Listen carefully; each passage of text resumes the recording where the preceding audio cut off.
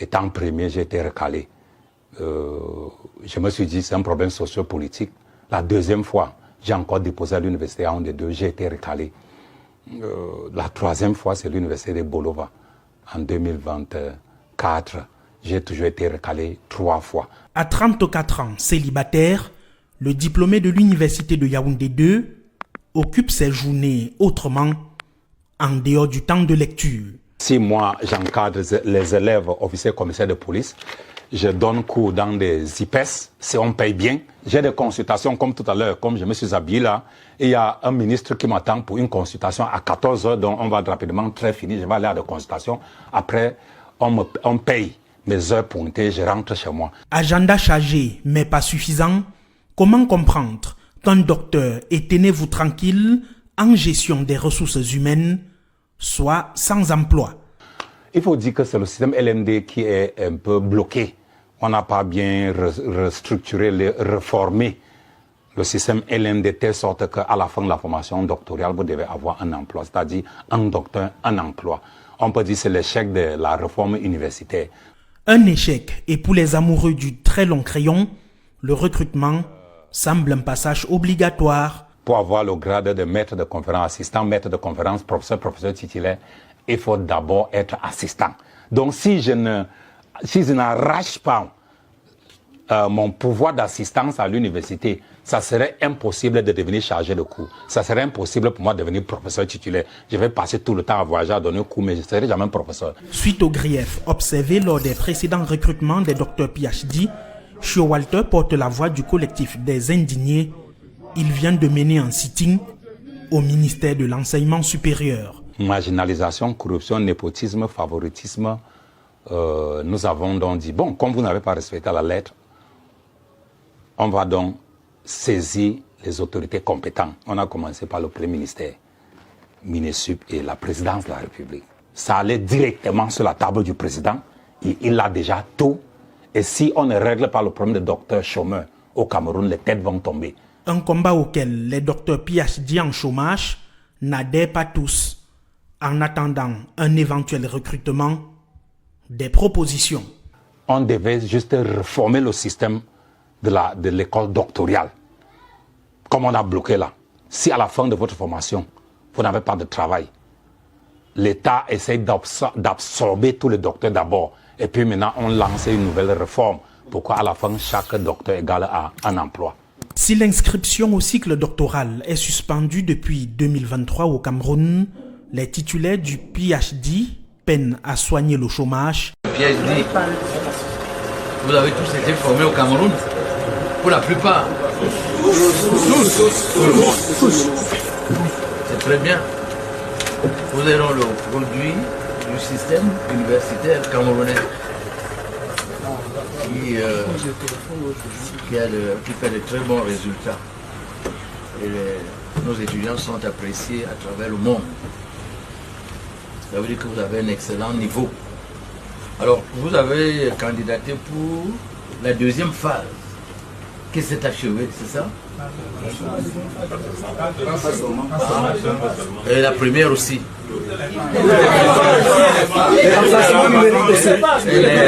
Les remplacements numériques. Et le recrutement spécial aussi. Et le recrutement spécial. Remplacement numérique, recrutement spécial. Remplacement numérique, recrutement spécial depuis 2019. Oui, il y a le recrutement spécial en 3 phases.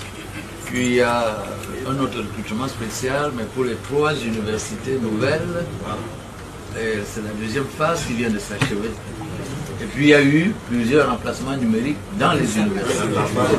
Bon, alors, vous avez suivi les conditions d'éligibilité. Vous les remplissez naturellement. C'est-à-dire, personne parmi vous n'a plus de 45 ans, n'avait, à la date du dépôt du dossier, plus de 45 ans révolus. Personne. Personne, monsieur le ministre. Vous avez tous le PhD ou le doctorat. Et lorsque les recteurs ont ouvert des postes, il y a eu des spécialités et des sous-spécialités. Vous faites donc partie de ceux qui ont la capacité d'enseigner dans les filières qui ont été ouvertes. Les postes qui ont été ouverts relativement à des filières. Vous tous. Ensuite, en fait, on parle de recrutement. Mais sémantiquement, c'est un concours. Vous le savez, c'est un recrutement. C'est ce qu'on dit. Mais en réalité, c'est un concours. C'est-à-dire vous courez avec d'autres. Cum, ça vient du latin, avec. Courere, courir. Alors, si je comprends bien, vous avez tous été recalés. Bien entendu, affirmatif. Bon. J'ai lu qu'il y a eu des tripatouillages, c'est ça que vous dites. Vous le dites. J'ai lu qu'il y avait du tribalisme. Vous le dites. J'ai lu qu'il y avait le népotisme. Népos, ça veut dire en latin. Népos, népotisme. Népotisme. Et on favorise les siens biologiques. Bon. Est-ce que vous connaissez la procédure? On vous a parlé de la procédure, puisqu'il y a eu un communiqué signé par... Le communiqué a été signé par des services du Premier ministre. Et c'est un recrutement spécial qui vient de la présidence de la République. C'est bien de planter le décor. Parce qu'on vous dit, allez chez le ministre d'État. Mais vous êtes dans un circuit qui va jusqu'à la présidence de la République. Alors, 150, première phase, 150, deuxième phase, 150, la troisième phase qui vient d'être lancée. Vous avez tout ça, vous avez suivi tout ça. Combien de titulaires de doctorat ou de PhD? C'est-à-dire la demande. Parce qu'il y a, vous avez fait l'économie, il y a l'offre et la demande. La demande est de combien? Non. Personne n'a fait l'économie ici. Attention, vous êtes des docteurs, ne soyez pas piégés et vous aurez 0 suivant. La loi économique fondamentale, c'est la loi de l'offre et de la demande. Même si vous n'avez pas fait l'économie, vous le savez. L'offre, je viens de dire, 150 fois 3 en 3 ans. Voilà l'offre de l'État. L'offre du président de la République. Parce que c'est le président qui a ce recrutement spécial. Et la demande est de combien? Nous sommes environ 2000 docteurs au quartier. Bon, il faut noter tout ça. Environ 2000 docteurs chômeurs au quartier. On ne peut pas dire avec exactitude tout ce qu'on Non, sort. je veux l'exactitude. Vous êtes docteur, soyez donc précis. Nous sommes environ 2000. Nous sommes environ 2000, monsieur le ministre. Vous n'avez pas le chiffre. C'est-à-dire vous n'avez pas procédé à une enquête sur le terrain. Ceux qui ont fait la sociologie doivent le savoir. Actuellement, nous sommes 518 recensés, 518 recensés, avec preuve à l'appui. 518. Mais vous avez dit que l'État était dictatorial. Non, monsieur le ministre, c'est une expression. Mais je vous écoute quand même. C'est une expression. Même si je suis dictateur. Monsieur le ministre, vous êtes un homme politique. Je vous écoute. C'est juste une expression en sciences politiques. Ça n'a rien à voir à attaquer l'État. Ah bon? Si je dis que vous êtes voleur, ce sera une expression? C'est une accusation, mais il faut la preuve. Et moi, je suis donc dictateur. Non, vous n'êtes pas dictateur. Mais j'ai lu. J'ai lu. Hein? Bon, mais ça c'est une parenthèse. Sinon, le père peut fouetter son enfant. Mais là, vous avez dit qu'il était dictateur. Apportez la preuve. Bon, Quand l'enfant pleure, on n'en parle pas. on a pleuré. Bon, mais on a jugé le régime. Alors, vous êtes 518. C'est l'affirmatif. C'est-à-dire les demandeurs. Les docteurs demandeurs. Recensés. Recensés. Oui. Peur de... Ils ont peur de quoi? Nous sommes 500, disons, recensés, monsieur. Recensés. Oui, monsieur le ministre d'État, suivez. En date de ce jour. Monsieur le ministre d'État, nous sommes 518 docteurs, chômeurs, indignés, recensés. Indignés. Vous êtes indigné pourquoi? Hein? Alors, pourquoi vous êtes indigné? Un peu de maïtique socratique. Pourquoi vous êtes indigné? Allez-y, répondez. Le plus brave répond. Nous sommes indignés à cause des règles de jeu qui sont fixées. Et une fois les règles fixées, on ne les respecte plus durant le processus. Alors, vous connaissez les règles du jeu. 1. Le département. Ils vous ont dit, allez au ministère. Le département. C'est le département qui connaît les étudiants. En général, hein, c'est ça. Parce que c'est là que se trouvent vos enseignants respectifs.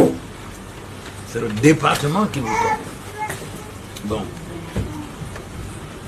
On étudie votre dossier, on voit s'il est régulier. Je crois qu'il est régulier. Ensuite, on vous auditionne. Vous avez tous été auditionnés. On établit un classement. On établit le classement à partir des critères édictés dans le communiqué de Monsieur le ministre secrétaire général des services du Premier ministre. Alors, il y a un paradigme essentiel. Je vous ai dit qu'on parle de recrutement, mais en fait c'est un concours. Prenons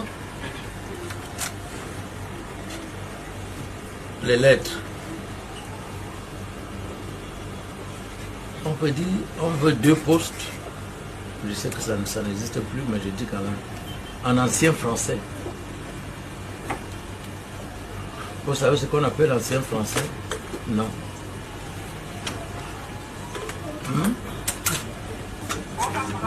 Vous ne savez pas.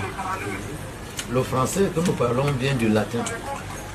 Ensuite, le bas latin, qui a été, quand César est allé conquérir la Gaule, les soldats parlaient au mauvais latin.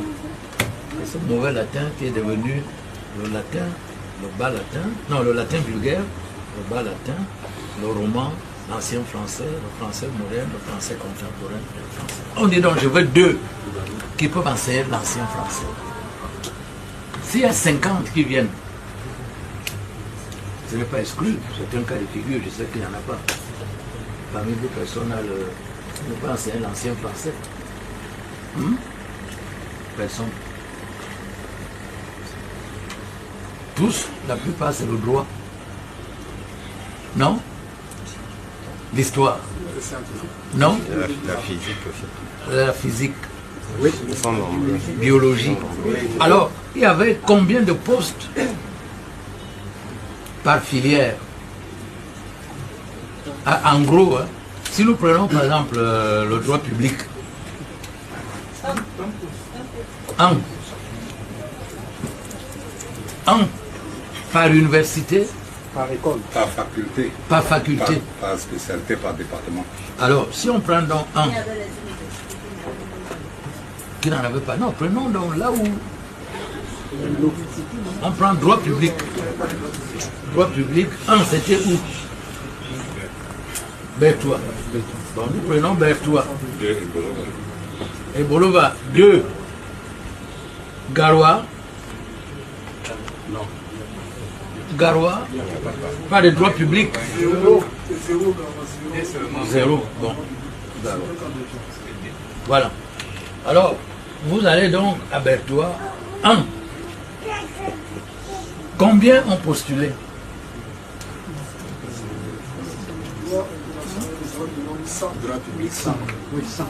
Non, je dis Berthois. Alors prenez bien les notes, parce qu'on va rendre compte au Premier ministre, chef du gouvernement. Il y a une place ouverte par le recteur de l'université de Berthois. Parce que le recteur, l'université est académiquement autonome. Alors, une place ouverte, combien de candidats? 100. Les journalistes sont là. Les micros sont ouverts. Hein? Vous comprenez bien? Une place, 100 candidats, monsieur le ministre. 100. Bon. Et Bolova, 2. Combien de candidats?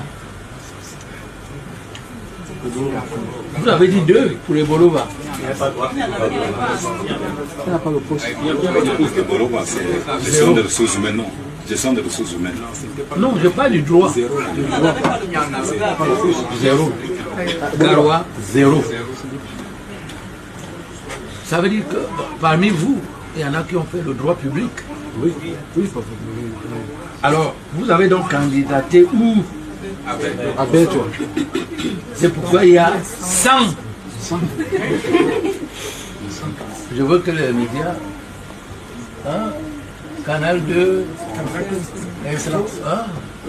Info TV, Mutation, Cameroun Tribune, hein, vous saviez qu'il y avait pour une seule place 100 candidats. Vous ne saviez pas. Mauvais journaliste.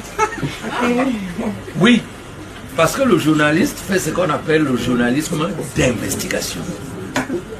J'ai appris ça dans la meilleure école française, à Lille. Non, européenne, fondée en 1924 par M. Berchard, dont je sais de quoi je parle. Un bon journaliste critique des sources. Journalisme d'investigation. Maintenant, vous apprenez donc que une place, droit public, Berthois, 100 postulants. Vous-même, commissaire, vous ne le savez pas. Sachez-le alors. Parce que lorsqu'on fait les renseignements, il y a la vérification